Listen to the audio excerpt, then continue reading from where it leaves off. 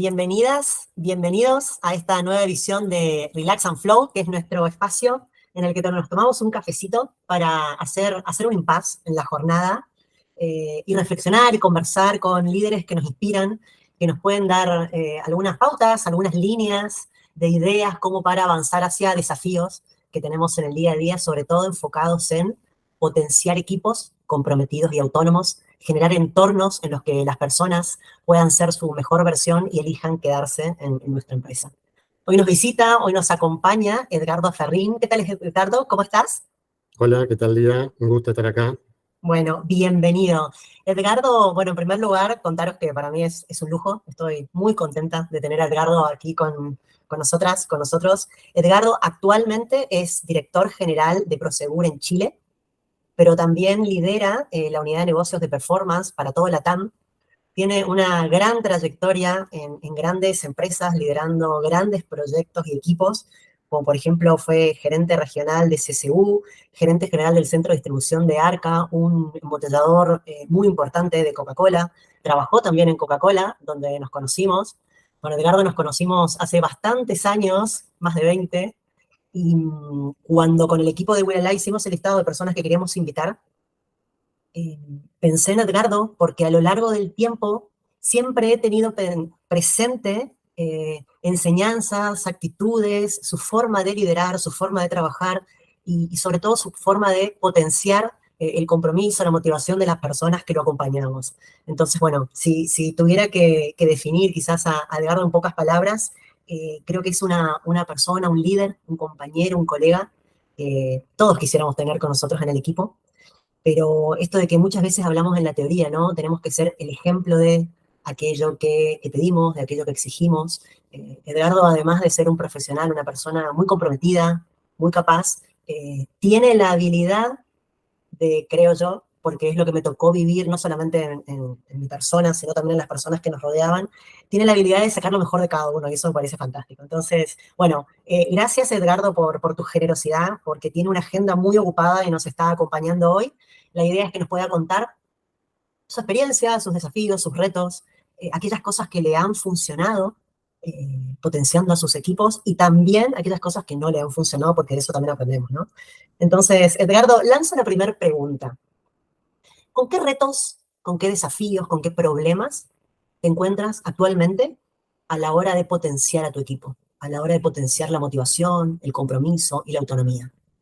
La verdad que te agradezco la pregunta porque creo que es el tema más importante que pasa en los equipos. Yo creo que los equipos tienen expectativas. Creo que el tema más difícil, más desafiante para cualquier líder es el manejo de las expectativas de tu equipo, ¿no? Me tocó trabajar con equipos operativos, con equipos de mandos medios, actualmente con una línea ejecutiva de alto nivel, ultra profesional.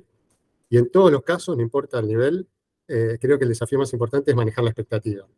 Todos tienen expectativas, especialmente cuando llegas a un equipo. Bueno, qué cambio va a haber, qué va a pasar con mi status quo, si ese cambio va a ser positivo o no. Hay personas naturalmente optimistas que dicen va a ser para mejor. Hay otras que dicen, pucha, me va a cambiar algo y no me va a gustar. Entonces, creo que lo más difícil o lo más desafiante es eso. ¿Cómo yo lo hago? Lo hago, digamos, tratando de capturar rápidamente cuál es la expectativa de cada uno. Me gusta hablar con cada uno, entender qué le duele, el por qué está ahí. Lamentablemente me toca llegar a equipos que no están ganando, o sea, equipos que están perdiendo a veces, y me toca trabajar con esos equipos. Mi idea es de no cambiar, no me gusta llegar y bueno, cambio porque este equipo está perdiendo. Empiezo a ver el potencial de cada uno, y ahí te encontrás con gente que está perdiendo una de esas por razones del liderazgo, y no porque ellos no lo quieren. Entonces, cuando capturás la expectativa, ahí viene la parte del manejo del liderazgo, donde pues empezás a poner las tuyas. Esta es la expectativa que yo tengo y donde quiero que vaya el equipo, digamos. Entonces, cuando eso se conecta, empezás a tener equipos que ganan, no tengo ninguna duda.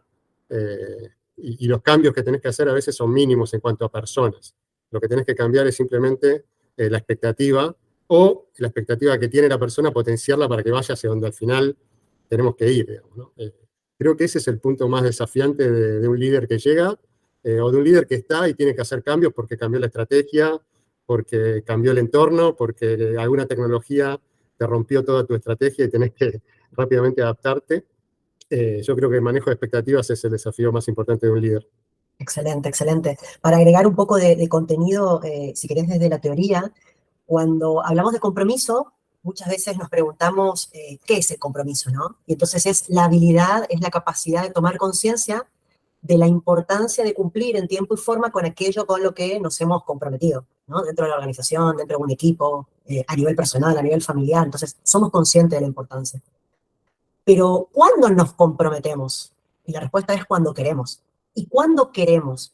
Cuando aquello que hacemos en el día a día tiene que ver con lo que nos importa a cada uno de nosotros. ¿Y qué nos importa? Bueno, eso depende de cada uno. Y en función de las expectativas que teníamos, como dice Edgardo, cuando nos sumamos a un equipo, cuando nos sumamos a una empresa o cuando viene un líder nuevo, en función de cómo sea la realidad versus nuestras expectativas, es que ese nivel de compromiso va a aumentar o va a disminuir.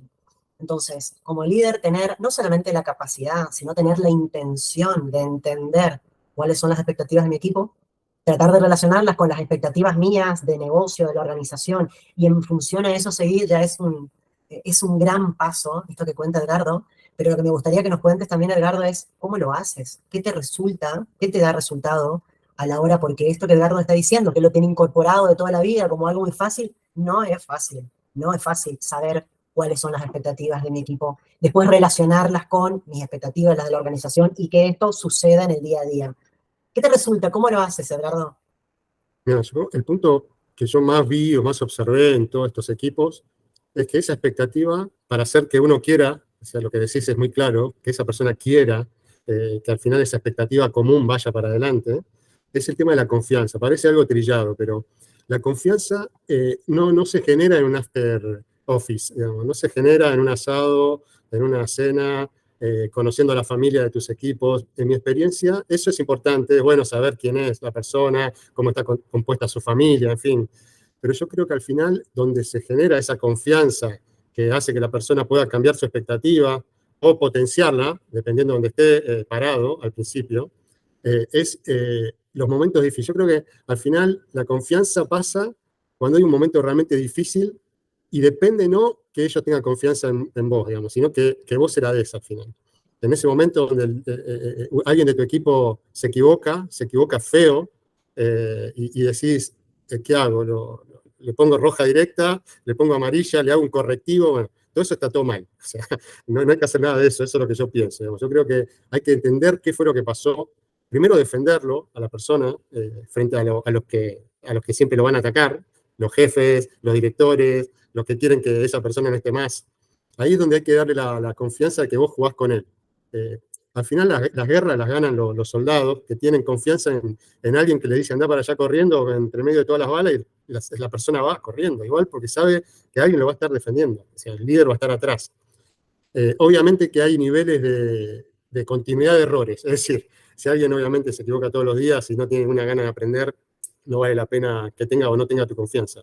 Pero en general, cuando vos mostrás que sos un tipo confiable, que lo que decís lo haces, que al momento de la marea brava ponés al barco en línea y convences a todos esto de que estamos todos en el mismo barco, que también es muy trillado y a veces el barco se hunde y mueren algunos y otros no, digamos, o sea que no parece que están todos en el mismo barco. Entonces hay que mostrar que sí están todos en el mismo barco y que lo que le pasa a ellos me pasa a mí y que lo que me pasa a mí le pasa a ellos.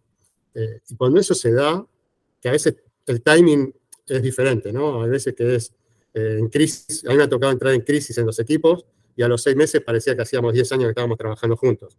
Y en otros casos pasaron 10 años y no logramos la confianza esa que queríamos, porque fueron tiempos de paz, no hubo ningún conflicto, entonces al final, cuando viene el primer conflicto te das cuenta que no había ninguna confianza en un equipo que supuestamente todo el mundo se conocía, éramos confiables, jugábamos al fútbol, nos conocíamos en la familia, pero en el primer sacudón se termina esa confianza porque todos empiezan a decir, no, bueno, la responsabilidad es de este, la responsabilidad es del otro. A mí me ha tocado trabajar con equipos que se fueron formando, que en la hora de la crisis, en la hora del problema, te das cuenta el nivel de confianza que se había generado, ¿no? Esa confianza que te digo, que vale en las guerras, cuando salís corriendo porque alguien te dice, anda por allá, que este es el camino, y vos vas sin pensarlo, porque sabés que ese es el camino, tenés confianza en esa persona full. Ok, perfecto. Recién decías, cuando alguien se equivoca, cuando hay algún problema, lo primero es entender y defender. Pero las personas son diferentes y entonces a veces lo que te resulta para entender a alguna o la persona o lo que sucedió no resulta para entender a otras. ¿tenés el desafío de liderar personas con perfiles muy diferentes y tener que ir probando para tu idea, que es la misma, que es entender, defender, resolver, generar confianza? ¿Tenés que ir probando diferentes tácticas para, en definitiva, lograr lo mismo? Sí, que está clarísimo, las personas son diferentes, no puedes usar la misma fórmula con todos. Te encontrás con personas que hace años que hacen una cosa y de repente le capturaste que tiene el potencial de hacer otra. Y lo pones de cuadro de reemplazo, que ese es otro tema muy importante que da para mucha charla, pero generar esta expectativa, esta línea de crecimiento de alguien que pensó que iba a ser toda su vida operativo y resulta que vos decís que puede ser ejecutivo, puede ser un vendedor, puede ser alguien comercial. Yo creo que eso se captura con el interés de la persona, cómo lo hace, cómo conoce, y le empezás a probar. Bueno, ¿qué te parece si empezás a probar con cosas? No sé, una persona que es súper financiero, le empezás a hacer conocer clientes, para que vean los dolores de los clientes. Y te das cuenta que la persona tiene potencial, que entiende a la otra parte, que empieza a ser empático, y decís, bueno, este señor tiene. Creo que la prueba y error, aunque a muchos no les gusta, a mí me parece que sí hay que hacerlo. Es decir, y la movilidad de las personas, si bien hay personas que son puramente comerciales y no les podés hacer nada más que eso, pero después te empezás a dar cuenta que si los involucrás en la operación, los involucrás en los problemas financieros, empezás a abrir. Yo de toda mi vida, bueno, cuando ya estabas contigo ya lo hacía, abro la información a todo el equipo, o sea, todos tienen que conocer el aporte que hacen a ese Evita, a ese resultado, a esa venta, lo tienen que conocer claramente. Y se les abre un mundo. Yo he conocido gente ultra comercial que los puse de cuadro de reemplazo para una gerencia general. Y todos me decían, pero este señor nunca manejó nada operativo. Y bueno, lo empezás a poner en los problemas. Cuando hay un problema operativo, lo mandás a él, digamos, Bueno, a ver ahí cómo estás dando un resulta, ¿no? ejemplo, ahí estás dando un ejemplo que tiene que ver con la confianza, pero con la confianza que tú tienes en estas personas, inclusive previamente a como una confianza ciega, ¿no? Como decir, bueno, va a ir bien. A veces lo que nos pasa en Wilalao cuando hablamos con líderes y hablamos sobre potenciar a las personas a partir de la confianza, a partir de que las personas confíen en nosotros, hay un paso previo que es nosotros como líderes confiar en las personas. Contanos un poco cómo haces, eh, contanos si te querés desafíos que tengas en este sentido, porque tal cual lo estás diciendo, yo recuerdo proyectos que encaramos juntos en los que contigo sentía está confiando más en mí que yo misma. Y desde, a veces hay un poco de vértigo cuando le vamos a dar un nuevo rol, esto que decías recién, ¿no? Alguien que es financiero, ponerlo en contacto con clientes y uno dice, bueno, confío en que va a ir bien. Contale un poco cómo es tu proceso, qué pensás, cómo vas dando esos pasos para confiar vos primero en la persona. No, cuando era más joven, hace muchos siglos, o el siglo pasado por lo menos, eso es un fact, en el siglo pasado confiaba en mis instintos. O sea, decía, contigo me pasó eso, claramente, de una persona joven, no decías que no, digamos, y ibas adelante, y claramente era muy fácil darse cuenta del potencial que tenías, y en ese el instinto no falló, pero el instinto dejó lugar a algunos facts. O sea, me gusta ver un poco qué pasó con esa persona, cómo fue, qué dice su legajo. Le empecé a dar mucha importancia a los estudios psicotécnicos, a los estudios de perfil, que la verdad que cuando era más joven me decía que era todo, no tenía sentido, era gastar plata de balde en esas cosas. Y ahora, digamos, me doy cuenta que es un perfil bien hecho por una empresa seria, por alguien que hace las cosas seriamente. Obviamente hay de todo en el mercado, pero hay muchas personas que lo hacen y lo hacen muy bien. Y empezar a ver, detectar en esos perfiles esas betas donde vos te podés jugar un poquito, ¿no? Bueno, esta persona me dice que puede hacer esto, este perfil, que este perfil está dispuesto a ir para adelante. Y eso está oculto, obviamente, lo hace gente que sabe. El instinto todavía a veces funciona, pero la verdad que me he profesionalizado, es un instinto más profesional ahora, digámoslo así. Bien. Y eso puede ser clave para el éxito o el fracaso. He fracasado 1000 veces con mi instinto, he puesto personas que estaba re seguro que iba a funcionar y me fue muy mal, digamos, ¿no? En cambio, con estos estudios más profesionales, el grado de error es mucho menor. Y Okay, después okay. lo otro es experiencia, porque al final la persona cuando experimenta está feliz o no. O sea, cuando la persona experimenta y lo hace bien, pero no está feliz en lo que hace, creo que no hay que insistir. La felicidad es clave en el trabajo. Yo creo que se puede ser feliz en el trabajo, o sea, es algo que es clave. Okay. Si la Y persona lo hace bien, pero no es feliz, no insistas. Ok. ¿Y en qué indicadores utilizas para observar ese nivel de felicidad de la gente? Eh, Mira, te das cuenta enseguida, la gente que es activa deja de serlo. O sea, ahí sí es muy fácil, digamos, los resultados empiezan a cambiar. Es como la selección argentina. Yo amo la selección argentina, creo que es la mejor de la historia, y sin embargo, ahora que hay problemas políticos, el rendimiento es menor, ya no hay tanta felicidad. O sea, y es clarísimo eso. O sea, es un equipo fantástico que ganó todo, y sin embargo, se presenta un problema político, algunos lo conocerán, otros no, pero problemas políticos de las instituciones, y afecta el rendimiento, los jugadores no son felices. Entonces, es muy fácil darse cuenta cuando alguien no es feliz haciendo su trabajo. Es muy Y a todos difícil, nos ha salvo que sea... pasado esto, ¿no? En tiempos de Sí, bonanza dentro de la empresa, que sin embargo el ambiente se empieza a viciar por H o por B, hay que gestionar el éxito, me decía hace poco un colega, y a veces en esa gestión de cuando nos está yendo bien, empezamos a tener problemas políticos dentro de la empresa y la felicidad decae, ¿no? Bien. sí, Edgardo, hoy cuando te preguntaba sobre los retos, me hablabas de gestionar las expectativas, de que una forma es generar confianza, entender a las personas, defenderlas, eh, basarse en hechos, en datos, en información. Y una pregunta que te quiero hacer, porque es algo un desafío con el que se encuentran muchos de las líderes y los líderes con los que trabajamos es, ¿y en qué momento hago todo esto? ¿Cómo gestiono mi tiempo? Porque tengo los objetivos de negocio, tengo la presión del equipo, tengo el día a día, tengo todas las gestiones que tengo que hacer y todo esto adicional, ¿cómo lo encajo? Contanos un poco cómo gestionar tu tiempo para tener espacio y hacer todo esto. sí. Hubo un video de una persona que muchos lo deben conocer, un profesor que en un jarro empezó a poner pelotas más grandes de arena y café.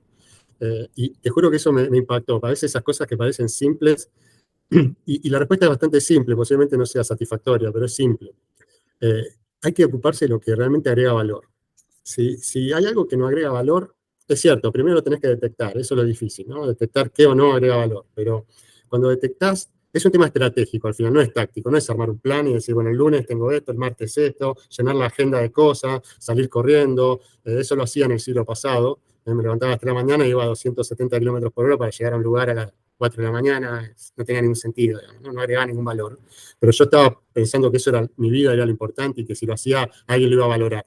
Entonces yo creo que al final son cuestiones de facts. Si lo que haces agrega valor, mucho valor, es importante que participes, que lo hagas y no que lo delegues tanto. Lo demás, tenés que empezar a ver qué persona puede agregar mejor valor que tu costo, digamos, todo a costo-beneficio. Entonces, cuando empezás a hacer eso bien y empezás a encontrar las personas, que esa es la parte estratégica, de definición estratégica, es decir, qué es importante y qué no, para el destino que yo tengo que ir, qué agrega valor y qué no agrega.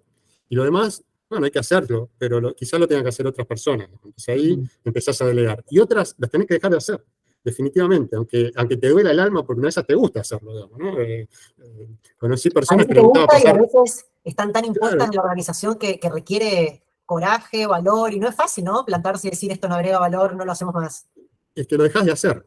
Esto es a prueba y error. Cuando lo dejas de hacer no pasa nada. O sea, es realmente increíble. O sea, Porque no agregaba valor. conocí a una persona que en toda su vida le daban una hoja de Excel, le daban una hoja y la pasaba a Excel, o sea, copiaba, y eso era su trabajo, eso era lo que tenía que hacer, y tardaba 8 o 10 horas haciendo eso. Y un día le dijeron, no, ¿para qué lo pasás? Esto se puede escanear, se puede... Y el tipo se le cayó el piso, digamos, ¿no? O sea, entonces eso es lo que no te tiene que pasar. Cuando hay algo que vos te das cuenta que no agrega valor, que lo estás haciendo para cubrir el tiempo, y te pasa a veces, porque si tenés tiempo libre decís, no estoy siendo útil. ¿Cómo puede ser que tengo tiempo? O sea, a mí me encanta tener tiempo libre, o sea, honestamente. Y en ese tiempo libre lo usás para pensar, lo usás para modelar cosas, para empezar a ver qué va a pasar en el futuro, o sea, empezar a modelar algo que no existe. Y eso me parece el trabajo de los líderes, los que crearon cosas, de los que inventaron cosas. Eh, Esas agendas a full, de esas personas que hacen de todo y que nunca tienen tiempo, yo sospecho. ¿Viste? Sospecho de que estratégicamente tienen un problema, no lo han sabido hacer bien. En Ok. cambio, esas otras que a veces decís, pucha, ¿cómo hace que sale a navegar a la mañana y después a la tarde va a trabajar? No sé, ¿cómo hace eso? Y bueno, y lo hace porque realmente el tipo entendió cuál es lo importante de su tiempo, qué le agrega valor, qué le deja cargar las pilas. Acordate que dentro de las 7 habilidades para el triunfo, una es afilar la sierra. Y para eso necesitas tiempo. Si no lo tenés, no afilás nunca tu sierra. Un día va a estar desafilada y no va a cortar, no vas a poder hacer lo que querés hacer. Excelente, afilar la sierra y favorecer que entornos en los que todo el equipo pueda afilar la sierra también, ¿no? Y hablando Obvio. de entender, te quiero preguntar también, estamos, ¿no? Tratando de reflexionar y de que las personas que nos escuchan se imaginen, se inspiren, piensen en nuevas ideas, nuevas soluciones. sobre cómo generar entornos en los que podamos potenciar a las personas, ¿no? El compromiso, la autonomía. En este sentido, compartinos algún aprendizaje, compartinos algo que no te haya funcionado. Mira, eso es lo que se aprende es eso, no hay ninguna duda de eso. O sea, de lo que va bien, casi que te olvidas rápido. Lo que te va mal, no te lo olvidas. Mira, yo creo que una cosa que me fue muy mal, y que lo insistí además, aparte fui cabezón, fui bien vasco, insistí, es en que quizás un súper ejecutivo, alguien que vende, que es el mejor vendedor, lo pones de jefe de ventas porque es el mejor ejecutivo de ventas. Y te digo que en más del 80% fracasé con eso. Ahora, cuando hago esto de verificar en esto de los perfiles, antes, no seguir el instinto porque es el mejor, porque se come la cancha, porque realmente habla, porque la gente lo quiere. O sea, tiene todo, porque si no, esta persona, me ha pasado con ejecutivos que los puse de jefe de venta y les fue mal. Me ha pasado con cuadros de reemplazo que cuando me fui los dejé y les fue pésimo y todavía me reclaman algunos por qué tomé esa decisión. Porque fue sin tener todos los facts, solamente por el grado de éxito maravilloso que tuvo esa persona en la posición anterior. Justo. Entonces, te digo que ese fue uno de mis mayores fracasos por no haber verificado claramente que el perfil ese tiene esa capacidad de liderazgo para ese equipo, porque además hasta conoces los equipos, sabés a dónde va a ir esa persona, qué es lo que va a hacer, y fracasas. No, quizás también es bastante trillado, pero no siempre un excelente gerente de operaciones que hace todo, que se aguanta, que trabaja 24/7, trabaja todo el día, de la noche también, como decía un amigo, y al final fracasa, porque había cosas que no se habían detectado en su perfil que podían hacer, no sé, que no tenía una resistencia, por ejemplo, al fallo, que no iba a aguantar que algo no saliera bien. Entonces, hay que tener en cuenta cómo podría actuar la persona en el futuro y con un fact, no con el instinto solamente. Genial.